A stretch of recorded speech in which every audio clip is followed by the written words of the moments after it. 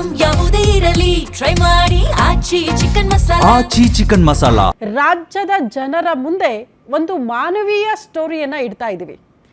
ಮಾನವೀಯ ಸ್ಟೋರಿ ಅಂತ ಯಾಕೆ ಹೇಳ್ತಾ ಇದ್ದೀನಿ ಅಂದರೆ, ಜನರ ನೆರವು ಇವತ್ತು ಬೇಕು ಈ ಸ್ಟೋರಿಗೆ.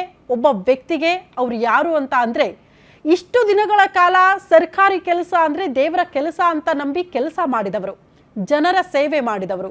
ಸಂಚಾರಿ ನಿಯಮಗಳನ್ನು ಉಲ್ಲಂಘನೆ ಮಾಡಬೇಡಿ, ಅದನ್ನ ಉಲ್ಲಂಘನೆ ಮಾಡಿದ್ರೆ ಆಗುವ ಅಪಾಯಗಳು ಏನು ಅನ್ನೋದನ್ನ ಜಾಗೃತಿ ಮೂಡಿಸೋ ಕೆಲಸ ಮಾಡಿದವರು. ಜನರ ಜೀವ ಉಳಿಸುವಲ್ಲಿ ಅದನ್ನ ತಿಳಿ ಹೇಳಿ ಜಾಗೃತಿ ಮೂಡಿಸಿ ಜನರ ಸೇವೆಗೆ ನಿಂತವರು ಅವರೇ ಟ್ರಾಫಿಕ್ ಸಿಬ್ಬಂದಿ ಹಾಕಿ ಕೆಲಸ ಮಾಡಿದವರು, ಟ್ರಾಫಿಕ್ ಕಾನ್ಸ್ಟೇಬಲ್ ಹಾಕಿ ಕೆಲಸ ಮಾಡಿದವರು ರಮೇಶ್ ಅಂತ. ಯಾಕೆ ರಮೇಶ್ ಅವರ ಕಥೆಯನ್ನು ನಿಮ್ಮ ಮುಂದೆ ಇಡ್ತಾ ಇದ್ದೀವಿ? ಒಬ್ಬ ಪೊಲೀಸ್ ಕಾನ್ಸ್ಟೇಬಲ್, ಯಾಕೆ ಅವರು ವಿಚಾರ ಇವತ್ತು ನೀವು ಪ್ರಸ್ತಾಪ ಮಾಡ್ತಾ ಇದ್ದೀರಿ ಅಂತ ನೀವು ಪ್ರಶ್ನೆ ಮಾಡಬಹುದು. ಇಷ್ಟು ದಿನಗಳ ಕಾಲ ಜನರ ಸೇವೆ ಮಾಡಿದವರೇ ಜನರ ನೆರವಿಗಾಗಿ ಅಂಗಲಾಚಿ ಬೇಡ್ಕೊಳ್ತಾ ಇದೆ ಆ ಇಡೀ ಕುಟುಂಬ. ಕಾರಣ, ಚಿಕ್ಕ ಜ್ವರ ಬಂದಿರುತ್ತೆ ರಮೇಶ್ ಅವ್ರಿಗೆ. ಜ್ವರ ಅನ್ನೋ ಕಾರಣಕ್ಕೆ ಆಸ್ಪತ್ರೆಗೆ ಹೋಗ್ತಾರೆ. ಆದರೆ ಜ್ವರ ಹೋಗಿ ನಿಮೋನಿಯಾ ಹಾಕಿ ಅದು ಟರ್ನ್ ಹಾಕಿ ಈಗ ಅವರ ಶ್ವಾಸಕೋಶಕ್ಕೆ ಸಮಸ್ಯೆ ಬಂದೊದಗಿದೆ. ಶ್ವಾಸಕೋಶಕ್ಕೆ ಸಮಸ್ಯೆ ಬಂದಿರೋದ್ರಿಂದ ಉಸಿರಾಡೋದು ಕಷ್ಟ ಆಗ್ತಾ ಇದೆ. ಹಾಗಾಗಿ ಅವರಿಗೆ ಈಗ ಅತಿ ಹೆಚ್ಚಿನ ಚಿಕಿತ್ಸೆಯ ಅವಶ್ಯಕತೆ ಇದೆ. ಅದು ಎಕ್ಮೋ ಅನ್ನುವಂಥ ಟ್ರೀಟ್ಮೆಂಟ್ ಅಂತೆ. ಅಲ್ಲರಿ, ಸರ್ಕಾರಿ ಕೆಲಸದಲ್ಲಿ ಇದ್ದವ್ರಿಗೆ, ಅದು ಕೂಡ ಪೊಲೀಸ್ ಡಿಪಾರ್ಟ್ಮೆಂಟ್ ಕೆಲಸ ಮಾಡೋರಿಗೆ ಈಗ ಬೇರೆ ಬೇರೆ ಯೋಜನೆಗಳ ಅಡಿ ಅವ್ರಿಗೆ ಲಾಭ ಸಿಗುತ್ತಲ್ಲ, ಅವ್ರಿಗೆ ಟ್ರೀಟ್ಮೆಂಟ್ ಸಿಗುತ್ತಲ್ಲ, ಚಿಕಿತ್ಸಾ ವೆಚ್ಚ ಗೌರ್ಮೆಂಟೇ ಭರಿಸುತ್ತಲ್ಲ, ಇಲಾಖೆ ಭರಿಸುತ್ತಲ್ಲ, ನೀವು ಯಾಕೆ ನಮ್ಮ ಹತ್ರ ನೆರವು ಕೇಳ್ತಾ ಇದ್ದೀರಿ ಅಂತ ನೀವು ಪ್ರಶ್ನೆ ಮಾಡಬಹುದು. ಖಂಡಿತ ಹೌದು. ಯಾಕೆ ನಿಮ್ಮ ನೆರವು ಬೇಕು ಅಂತ ಇದ್ದೀವಿ ಅಂದರೆ, ಪೊಲೀಸ್ ಇಲಾಖೆಯಲ್ಲಿರುವ ಅಥವಾ ಸರ್ಕಾರಿ ಕೆಲಸದಲ್ಲಿರುವಂತಹ ಯೋಜನೆಗಳನ್ನ ಹೊರತುಪಡಿಸಿ ಈ ಎಕ್ಮೋ ಅನ್ನೋ ಟ್ರೀಟ್ಮೆಂಟ್ ಇದೆಯಲ್ಲ, ಇದು ಯಾವ ಯೋಜನೆಗೂ ಕೂಡ ಒಳಪಡಲ್ವಂತೆ. ಪ್ರಮುಖವಾಗಿ ಆರೋಗ್ಯ ಯೋಜನೆ, ಸಿಬ್ಬಂದಿಗೆ ಕೊಡುವಂತಹ ಆರೋಗ್ಯ ಯೋಜನೆಗೂ ಕೂಡ ಅದು ಒಳಪಡಲ್ಲ. ಹಾಗಾಗಿ ಈಗ ಆ ಟ್ರೀಟ್ಮೆಂಟನ್ನು ಪಡೆದುಕೊಳ್ಳಲೇಬೇಕಾದಂತಹ ಅನಿವಾರ್ಯತೆ. ಆ ಟ್ರೀಟ್ಮೆಂಟನ್ನು ಕೊಟ್ಟರೆ ಮಾತ್ರ ರಮೇಶ್ ಅವರ ಜೀವ ಉಳಿಯತ್ತಂತೆ. ಕೊಡದೆ ಹೋದರೆ ಜೀವ ಹೋಗುತ್ತೆ ಅನ್ನುವಂಥ ಆತಂಕವನ್ನ ಇಡೀ ಕುಟುಂಬ ಫೇಸ್ ಮಾಡ್ತಾ ಇದೆ. ಈ ಚಿಕಿತ್ಸೆ ಪಡೆದುಕೊಳ್ಬೇಕು ಅಂದರೆ ಪ್ರತಿದಿನ 1.5 ಲಕ್ಷ ಖರ್ಚಾಗ್ತಾ ಇದೆಯಂತೆ. ಇಷ್ಟು ದಿನಗಳ ಕಾಲ ಜನರ ಸೇವೆ ಮಾಡಿದ್ದಾರೆ. ಹಾಗಾಗಿ ದಯವಿಟ್ಟು ನೀವೀಗ ನೆರವು ಕೊಟ್ಟರೆ ಆ ಇಡೀ ಕುಟುಂಬಕ್ಕೆ ಅವರು ಆಧಾರ ಸ್ತಂಭ ಆಗಿದ್ರು, ಆ ಆಧಾರ ಸ್ತಂಭವನ್ನು ಉಳಿಸಿಕೊಳ್ಳೋ ಪ್ರಯತ್ನ ಆಗುತ್ತೆ ಅಂತ ಅಂಗಲಾಚಿ ಬೇಡ್ಕೊಳ್ತಿದ್ದಾರೆ. ಹಾಗಾಗಿ ಈ ಸ್ಟೋರಿನ ನಿಮ್ಮ ಮುಂದೆ ಇಡ್ತಾ ಇದ್ದೀವಿ. ಸಂಬಂಧಪಟ್ಟವರನ್ನ ಮಾತನಾಡಿಸ್ತಾ ಹೋಗ್ತೀವಿ, ನಿಮ್ಮನ್ನ ಕೂಡ ಮಾತನಾಡಿಸ್ತೀವಿ. ಇವತ್ತು ಇದೇ ಈ ಹೊತ್ತಿನ ವಿಶೇಷ, ಪೊಲೀಸ್ಗೆ ನೆರವಾಗಿ.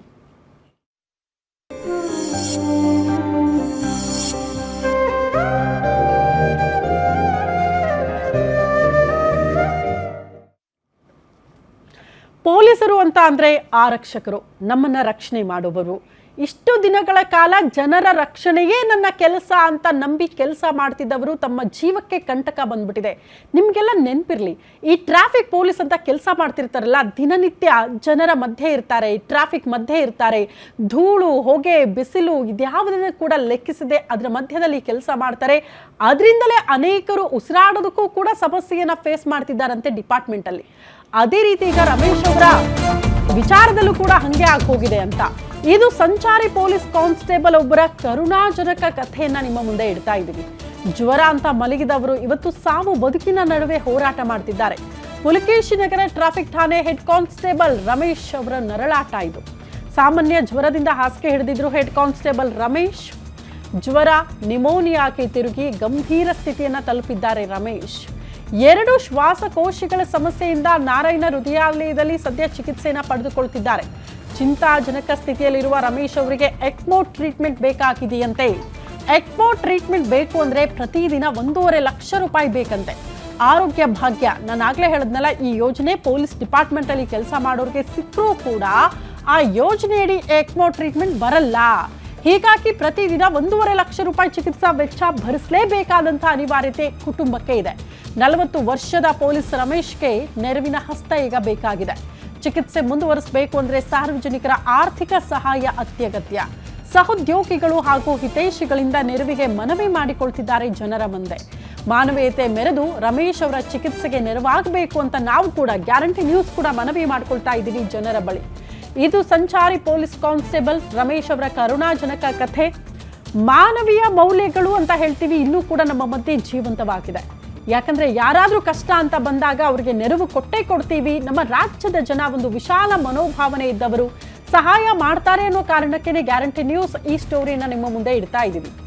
ಕಾರಣ, ಜನರಿಗೋಸ್ಕರ ಕೆಲಸ ಮಾಡಿದವರು, ಜನರ ಸಮಸ್ಯೆಗಳಿಗೆ ಧ್ವನಿ ಆಗಿದವರು, ನಮ್ಮ ರಕ್ಷಕರು ಅಂತ ಅನಿಸಿಕೊಂಡಂತಹ ಅದೇ ಆರಕ್ಷಕರ ಕೆಲಸವನ್ನ ಮಾಡ್ತಾ ಇದ್ದಂಥ ರಮೇಶ್ ಅವರಿಗೆ ಈಗ ರಕ್ಷಣೆ ಬೇಕಾಗಿದೆ.